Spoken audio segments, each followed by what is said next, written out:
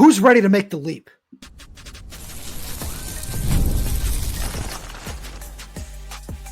You are Locked On Huskies, your daily podcast on the Washington Huskies, part of the Locked On Podcast Network, your team every day. Welcome back into another edition of the Locked On Huskies podcast. I'm Tomashoff. That's Lars Hanson. He's site editor with Athlon Sports' Inside the Huskies. I'm the site editor with Huskies Wire. Thank you for making this your first watch or first listen of the day, as we are part of the Locked On Podcast Network, your team every day. And today's episode is brought to you by FanDuel. Super Bowl 59 is here, and there's no better way to make every play more exciting than with FanDuel Sportsbook. New customers can bet just $5, and if you win, you'll score $200 in bonus bets. Download the app or head to FanDuel.com to get started. Lars, we got a really fun show coming at all the everydayers today. We're going to dive into some of the interesting places that we've seen Jordan Paopao, Scottie pop up in, and just what that might mean for Washington's recruiting footprint moving forward in the Big Ten. And we're going to have a lot of fun today, because outside of that, we wanted to spend the first couple of segments talking about a couple of things that are going to play off each other. And that's Jedd Fisch and his coaching staff fully trusting their development plan, especially in the trenches. And we're combining that with players that we believe are going to be able to make the leap in 2025, because we've seen a lot from, our everydayers in the comments on social media saying, hey, Washington hasn't done enough to upgrade their trenches through the transfer portal. And this is why, because I don't think that there's any player that you or I feel more strongly about making the leap into the starting lineup in 2025 than Paki Finau. Yeah, and I made sure before we hit record to go back and look at Jonathan, because it's the exact player comp. Maybe not a perfect like-for-like size-wise, but I think, Paki's still growing, and I know you and I were both on the courtroom when the entire team basically walked into the Alaska Airlines Arena, and I saw Paki just showed out. Aside from Justin Hilkema, who looked like somebody made a Jebediah quote, or Jebediah joke, which is hilarious. John Mills, too. John Mills, I told him looks like Brock Lesnar. But with Paki, trust me, and he agrees. He's got the mullet. He said, once I get a haircut, it looks like this. Oh, no, that's, yeah. But with Paki, you look at him and like, wow, that looks like a almost starting offensive lineman. And the only reason I say almost starting offensive lineman is because we haven't seen it. But physically, you look at him, he made the leap in terms of, no pun intended, but talking about the leap segment here, made the leap from freshman to sophomore. We've seen him get a lot bigger. He just looks more comfortable in his body now. Not that he wasn't before, but this is like that Jonah Savane. Okay, you got the redshirt year. You got a couple of games under your belt. Jonah did play in all 12, so there's a little difference there. But this is like maybe a Parker Bayless for Jonah Savane combined. Sure. But one thing that I would push back on is I think he has shown it. And we saw that in the Sun Bowl, where he played 60-something snaps and was the highest graded offensive lineman that Washington had in that game. So I think that in and of itself is a really good sign of where things are going. You and I both believe that he's going to compete for a guard spot. And I look at that and I say, I'm really excited about what that could be, because another guy that I have for the offensive line, at least, that I think is going to make a leap in 2025 is Zach Henning. And that's a guy who I feel we've done him a disservice on the show, where, we'll talk about Paki, we'll talk about Michael Watkins, and we'll talk about Landon Hatchett. And we've left him out of several discussions where this is somebody that Kalen DeBoer's staff really liked. We saw him work in at tackle in the spring and the fall of 2023. We've seen him play guard. We've seen him play center. We've seen him play all over the offensive line. And we've seen him even, get on the field last season as the 6th or sometimes even 7th offensive lineman that they put out there in formations. So I look at that and I say, there's a lot there that the coaching staff very clearly likes about him. And it's one of those things where, you bring in Carver Willis, you bring in Garrett Hatchett, and you do that to say, all right, and this is stuff we're going to get to a little bit more later on, is you do that to say, all right, we trust where Zach Henning is going to be. We trust where Paki Finau is going to be, where Michael Watkins is going to be, all these guys on the interior that you've had in the program for a year. We'll discuss if that might be the best strategy or not a little bit later on. But with where the roster is right now, those are guys that we fully expect to compete for at the very least a spot in the rotation, if not a starting job with somebody like Guerin on the interior. And I look at everything that Zach Henning has brought to the table as a center and as a guard especially, and I say there's a lot to like there. And during spring practice, I think he's going to get a serious look at one of these starting jobs. I agree. I mean, so I'm looking at the PFF breakdown right now. You're looking at Paki 50, 60 in terms of strictly pure pass blocking snaps. Henning's around 20, 23. But what's really intriguing is this is the other side of this equation. you have two young tackles, or not one young tackle, but one-ish young and one youngish on the playing field that got a lot of reps last season. So how is Sewanee going to grow? Where does he fit in this equation? Where does Elijah Jaquette, a guy that we didn't see at all last year? There's so many guys that are on that in the room, shall we say, in contention, where you have to let the coaching staff see it play out, and that's what the spring portal period is for. Where you say, hey, okay, maybe we do need somebody. Maybe somebody goes down and gets hurt that we're not even talking about right now. And at that point, then you can say, okay, yeah, maybe we should go get some reassurances. But you really want to, especially as you mentioned, Jedd's so heavily invested in the high school side of things. And I like that. But especially with the offensive line, it takes, 18 to 24 months for that really to show through. I mean, yes, you have the Jonas and the Parkers and every now and then you get a guy that breaks through and plays really well as a freshman. But that's pretty rare. That's really rare in college football, especially. I mean, you look in the NFL. Look at many second, third round draft picks. Seahawks fans, trigger warning, Christian Haynes. Like, third round pick out of UConn, 4-year starter. Ain't good. Maybe he's good. But he ain't good right now. And so you can look at that first couple of years and say, but it's worth it for the long-term development of your program, because if you have one of those guys, let's say Paki hits, and Paki's your starting, let's just say right guard. Just for the time being, say right guard. Sure. That's 2 years of starting right guard. That's 24 starts, at least this year, and then 26, because there's no way he would leave after 25. And so you're looking at that and saying, okay, cool. We can do that, or we get a 1-year rent. And so that's why every time you're considering a 1-year rental, you don't really want to do it unless you absolutely have to. That's why Enoch was perfect for last year, because there was zero chance those freshmen were playing more than 4 games. Zero. Right. Like we thought about it for a second. It's like, yeah, this is not working out. So get them in the weight room, and this is what that leap is for. This is why you sacrifice the 24 season in that respect, and saying, okay, Paki, you're only going to play under 4. Justin Hilkman, you're not going to play at all. David, you're not going to play at all. Like, all these guys not playing. Michael Watkins not playing. And yet we brought you from Arizona. We did that because we want to get a running start on spring 2025. Enoch is going to graduate. Guard's going to transfer. And so it opens up perfectly. That's why you go only get one transfer with Kieran. Say, hey, look, we need a tweener, maybe a guy who's like a veteran who can play both sides if we need to in a pinch, add some competition. So that tells you the coaching staff likes what they have in there. And we do too. That's why Zach Henning is a guy we're 6'5", 6'6", played as a tackle, could be a guard, but it doesn't matter because Brandon's played him on multiple positions in terms of tackle and guard. More so guard last year than as a 6th offensive lineman. But you look at it and say, I actually am glad that they didn't throw him into multiple different positions, because at some point, if you're an offensive lineman, it's like, yeah, I can play all 5 and I'm good at none. No, let's just use you where you're really good. And then next year, we're going to give you a running start of the starting job. And then if you win it, you win it. You don't, you don't. That's on you at that point. But we're not going to hinder your development by saying, oh, hey, you're going to be competing against Paki. Oh, and this other, redshirt senior who's coming in with, 36 starts under his belt. It's like, okay, coach, see you. I'm out. Like, I'm going to, he brought you, he came into the transfer portal. I'm going to leave in the same way that he came, because I need to get my snaps in. And at some point, these guys do want to see the field. Exactly. And one more guy that I want to hit on, and you just explained it perfectly on the defensive line, that's Elinneus Davis, where it's everything you just said is you hit the nail on the head, where absolutely you want to make sure that you're able to bolster your roster through the transfer portal, but there's a certain balance that you have to find of adding reinforcements, but not completely usurping the young guys in the room. And I think Elinneus Davis is the perfect example of that, because we saw him, play sparingly, and it kind of increased as the season went along, where this is a guy that this coaching staff and everything you and I have heard is very clearly very high on, and they like what he can be moving forward. But at a certain point, you have to say, all right, we trust this guy, or we're going to continue to rely very, very heavily on the transfer portal. And it just kind of is it sustainable? I think that's TBD. But on the defensive line, especially if you're able to bring a guy in this case, Elinneus was brought in through Kalen's staff, and then you see him show flashes of what he can be in 2024 at different points in time. That's nice. And now in 2025, it's all right. We brought in Simone Peppa, who's going to be a 1-year guy. We brought in Atario Thompson, who's got 2 years. But then outside of that, it's Logan Sagapolo, who's a 1-year guy. And outside of that, the room is up for grabs. So I understand when people say, hey, I'm not too sure about what this depth is going to look like. That's completely understandable.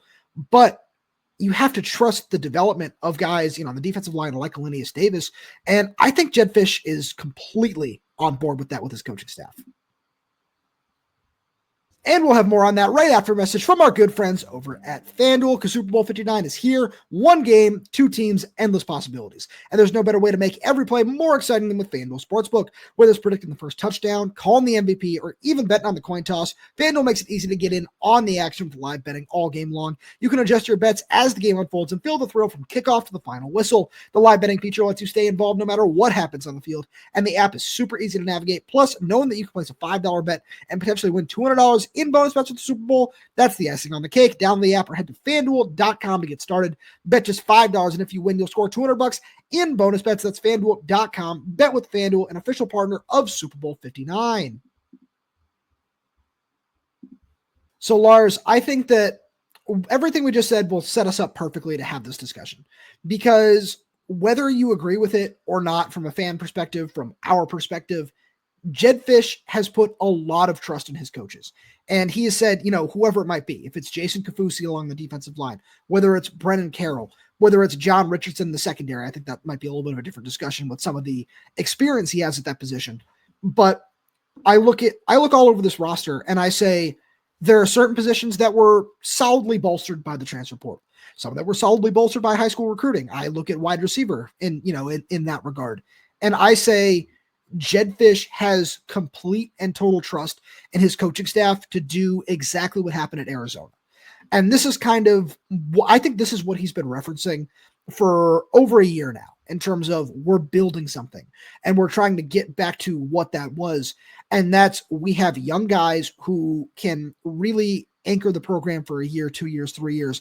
And if somebody leaves for the draft or somebody leaves for the portal or somebody graduates, we have enough young depth that we have been developing for, maybe a year, 2, sometimes 3 years behind him, that's ready to step up in that regard. And, it plays into culture, it plays into a whole lot of other things. But when we look at what this roster is right now on January 28th, that's what I see. You're absolutely right, because when you think about everything that we're talking about with the whole, when Jedd's saying, hey, we're laying the foundation, it's the plan, it's the plan, the foundation, whatever you want to call it.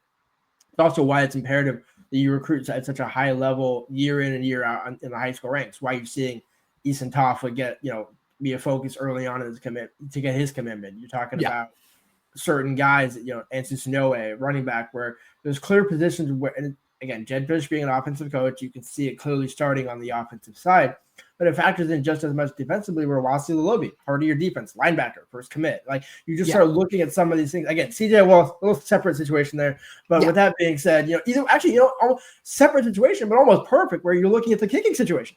And the way it's working out is CJ will come in and be a 4-year guy, and then the point of what you're doing is you're bringing guys in either every year or every other year to the high school ranks at a high level. So that way you have maybe a little bit of a gap to say, hey, you know what, we got, all our starters coming back next year. We don't need a ton.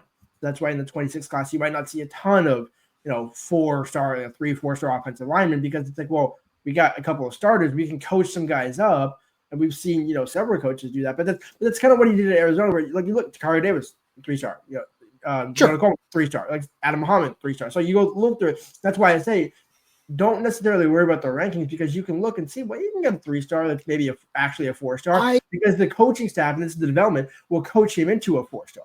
Right. I get that. My whole thing when it comes to looking at the rankings, especially on the offensive line, is you still want to bring in as much top tier talent as possible to just continue to upgrade, to continue to say, yeah, we have that depth at the highest level, because it is, a blue chip guy after blue chip guy after blue chip guy. And I think it's completely fair. I don't think you're wrong to say, some of these 3-stars, I look at Wasi Lalobi as a really nice example of that, as guys that, you watch the film, you look what they can be, and if that guy's a 4-star, I'm not going to be shocked by that at all. But I look at it and I say, especially from the development side of things, that this is going to be a really crucial year for Jedd Fisch and this whole coaching staff in that regard, because you talked about building something in 2024, and I think that's completely fair, and that he deserved that time to, obviously people were chomping at the bit to see 8-4, to see 9-3, as were we. And that's why we had 8-4 as our record prediction in the preseason, because we thought that was attainable with this roster. And, if the ball bounces the right way, a few other times it certainly was. But I say all that because I look at what this can be going forward, And now it's about living up to what you said, where you have a top-tier quarterback in Damon Williams. You have some elite weapons around him in Jonah Coleman, in Denzel Boston. You brought in arguably the best defensive coordinator that you could possibly find in Ryan Walters, take that spot. You brought in the number one cornerback in the transfer portal in Takario Davis, who, by the way, fits into this perfectly because you developed him at Arizona. And you could honestly say the same thing about Taitayu Uyunglele along the defensive line. And I look all over this roster, and it's, okay, it's time for you to put your money where your mouth is. It is, because the schedule is a little bit easier, I want to say, this year. As we look at it, you're not facing 3 college football playoff teams on the road at this point in time, at least. But I look at that and I say, all right, you've got everything that you wanted, because I feel that, like, you look at some of the offensive linemen that are still available on the transfer portal market, and, like Rocco from Notre Dame, the Wazoo guy. I look at all those names and I say, if this coaching staff didn't feel very confidently, and you can feel however way you want about this, leave a comment down below if you agree, disagree, want to hear more from our everydayers. But I feel that if they really weren't confident in where the offensive line is right now, we would see them, and the defensive line as well, that we would see them doing more to address it. But that also plays into what you said a few minutes ago about, some of these offensive linemen, where there has to be a point where you have to let these guys see the field, or else we're going to see a whole bunch of guys leaving without ever taking a snap. And if they go somewhere else and thrive, it's, well, why didn't you hold on to that guy? Like, it's a very fine line to walk.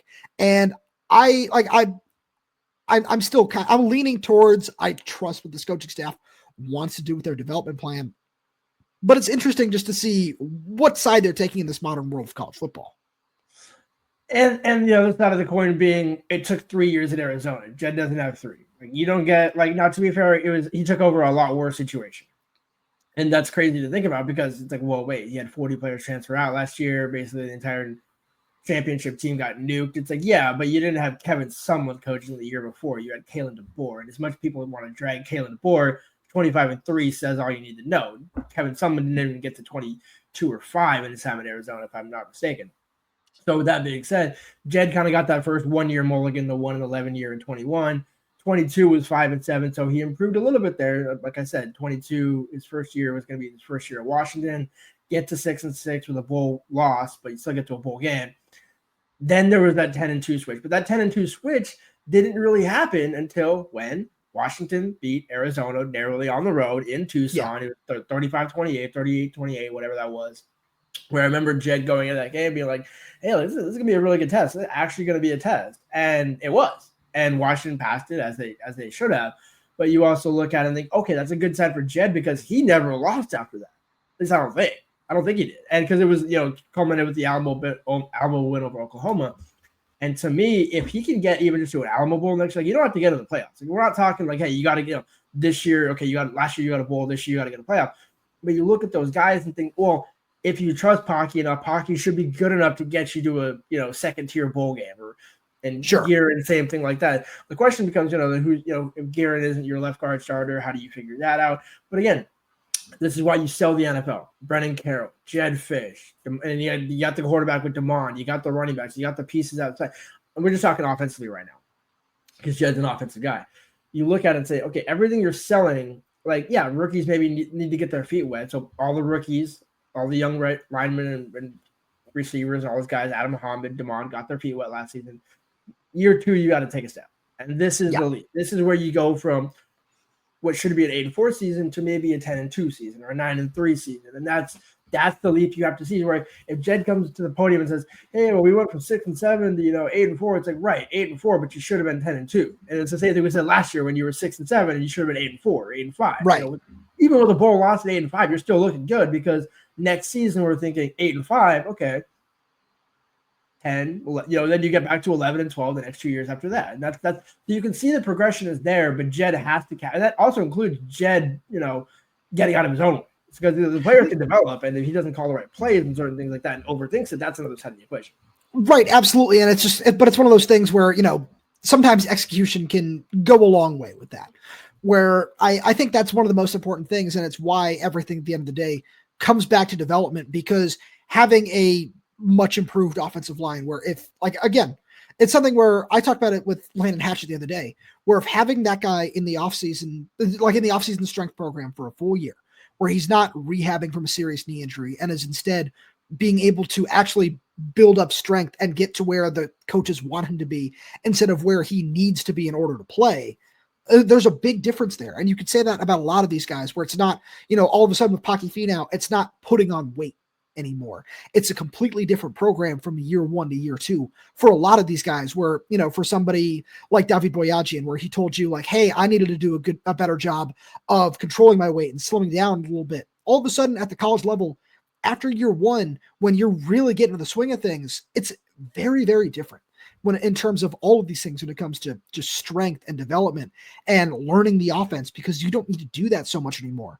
And if you trust these guys to get the job done, you saw what you could do with some underrealized talent at Arizona, especially on the offensive line, whether it's, Wendell Moy, whether it's Jonas Avayana, Jordan Morgan, whatever it is. So let's see it now. Let's see it in year 2, because it's very clear that they trust that Jedd Fisch trusts that program and what he's able to put in place. And now it's just time to see it on the field, because until we do, it's just going to be unproven. That's kind of I feel the best way to wrap up that discussion, because Lars, we talked about acquiring the talent. Let's talk about where Scottie Graham and Jordan Paopao in particular are.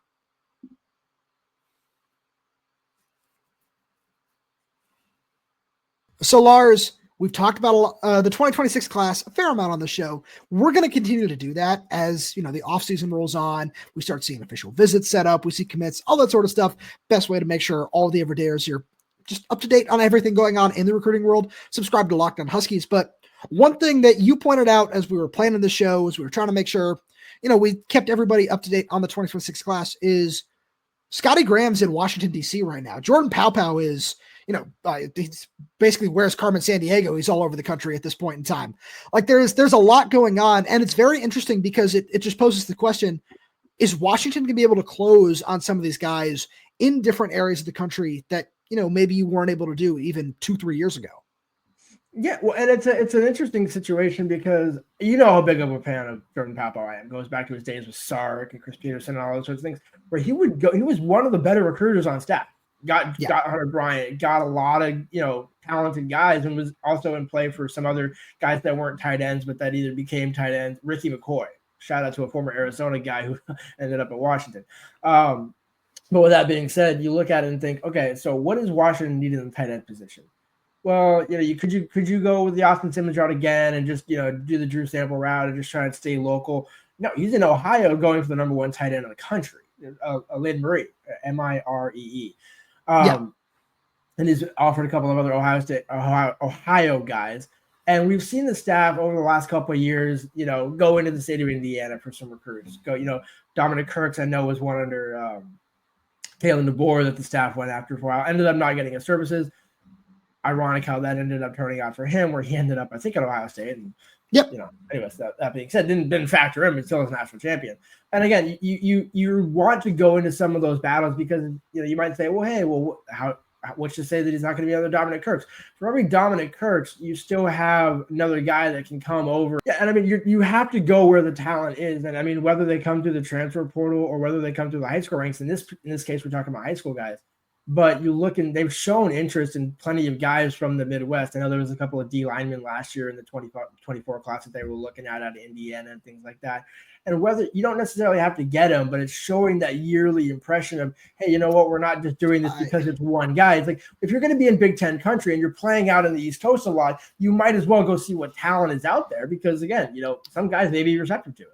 So I agree. But it's, the one thing I would say that I don't agree with is it is about getting guys at a certain point, because why are you going to continue to put resources into it if it's not at the end of the day about getting somebody where, you look at like these guys being in the Midwest, being on the East Coast, it's great because it has to start somewhere, right? Where like, yeah, if this is like, since it's going to be year 2 of this coaching staff, yeah, it might be a little tough to go in and secure a blue chip edge rusher from North Carolina, let's say.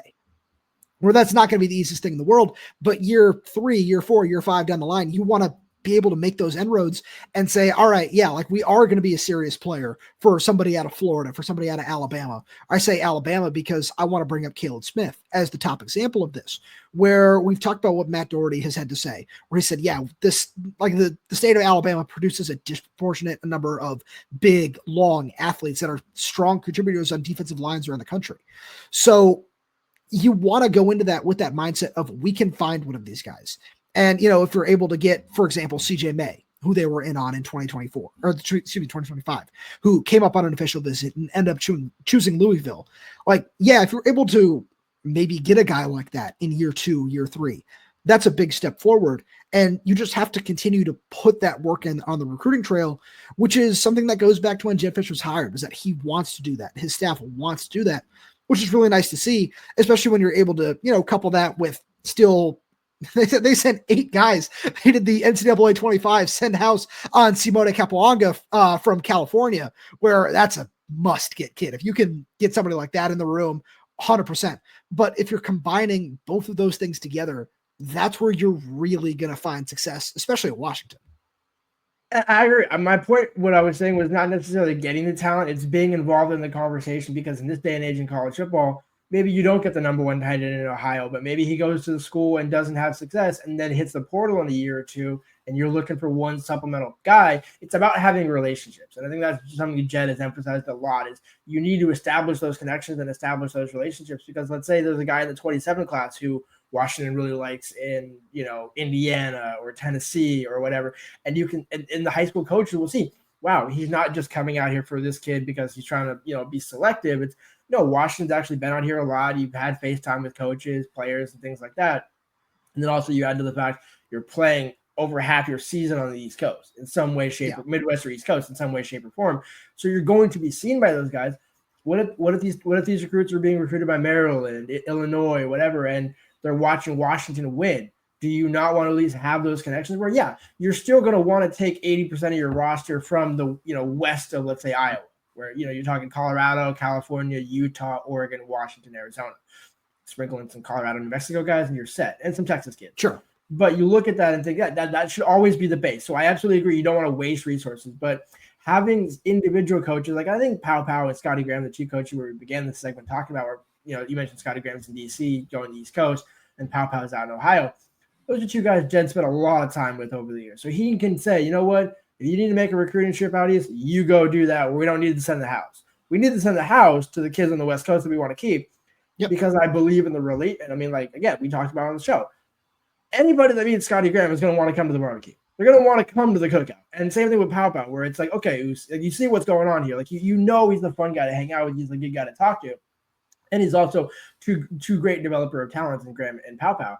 So you look and say, you're not necessarily spreading your entire coaching staff resources thin. You're focusing on the majority where you want to go on the West Coast, but you can still go sprinkle in some guys. And by the way, if you happen to get, 2 or 3 guys from the East Coast or Midwest, that's fine, because that's all you really need. You don't need to go all the way and say, hey, we need, 4 kids from Kentucky, 3 kids from Alabama, 2 kids from Florida. It's like, you don't need to do it that way. You should go position specific, yearly specific, and say, look, we're going after this guys because this is why. And I think that seems to be what they're doing, because you look at running back and tight end, 2 positions where that second spot, and in tight end case probably just 1, you're going for the best one. Yeah. And that's an interesting thing at tight end in particular. You mentioned Mark Bowman on a show the other day, where it's obviously that's a kid you want to make sure that you can secure a talent like that. But I want to just make this, because I really like where you're going with running back and tight end, but I want to make this a larger conversation, because I don't think that that's necessarily where it's going to be the most important. I think where it's going to end up being the most important is on the defensive line, where we've had conversations with people running the program who've said, hey, that's the position that we really know we need to go and upgrade. And it's good to know that. And the reason I want to say that is it's good to know that that's where this coaching staff's focus is. It's really great to hear that, we understand that the talent, we're not completely impressed with the talent on the West Coast, where obviously, I mentioned Simone Capuanga, where that's a guy, you're obviously super impressed with somebody like that. But you look at some of these strictly interior players, and I think the rankings show that, where a lot of these guys from California, from Oregon, like you go up and down the West Coast, it's just not there the way it has been in the past, where there's I look at the 2019 recruiting class, where there's a Finau Tuitele in Hawaii who's a top 50 prospect. There's a Jacob Bandis who was a top 100 prospect, where there isn't that consistent level of talent just every single season, which is tough. Where Josiah Sharma, I go back to 25 class, was the only real name out west that people were really pursuing. And obviously Washington had him at one time, Oregon had him at another time, and then he signs with Texas. Like, that's just kind of the way that it's gone with some of the top talent on the West Coast in recent years at defensive tackle.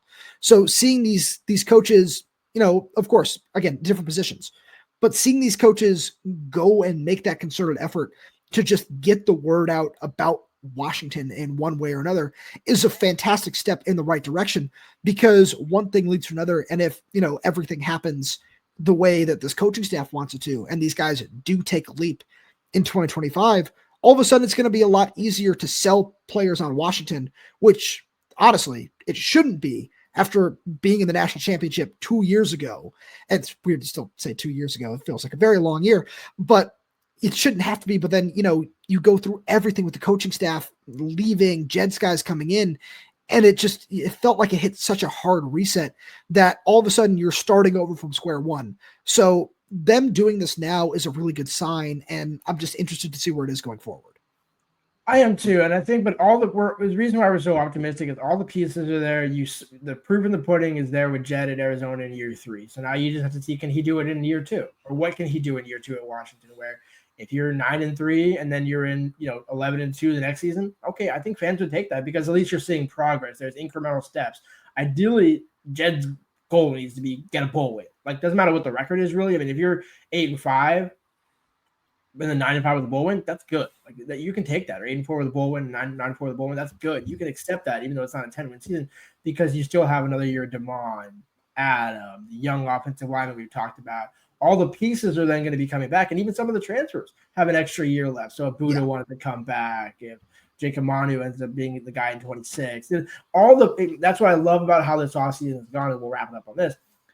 This year has been taken care of, and they didn't forget about 26 either. So you can see the running start that they're getting, which is exactly how they're starting this year, because 24 is a running start for 25. Lars, as always, thank you so much for being here. Thank you to all every day for tuning in. We really do appreciate your support. We got so much more fun stuff coming your way throughout the offseason. So please make sure you subscribe wherever you get your podcast, whether that's YouTube, Spotify, Apple Music, Games on Music. We're there. We're everywhere. We're updating the channel through content every single day. So make sure you click that like button, click that little bell so you never miss when we post a new video. If you have any questions, comments, concerns, drop them right down below in the comment section. And if you're audio only, please leave us 5-star reviews. It does help us out a lot. Thank you so much for tuning in, and we'll talk to you on Thursday.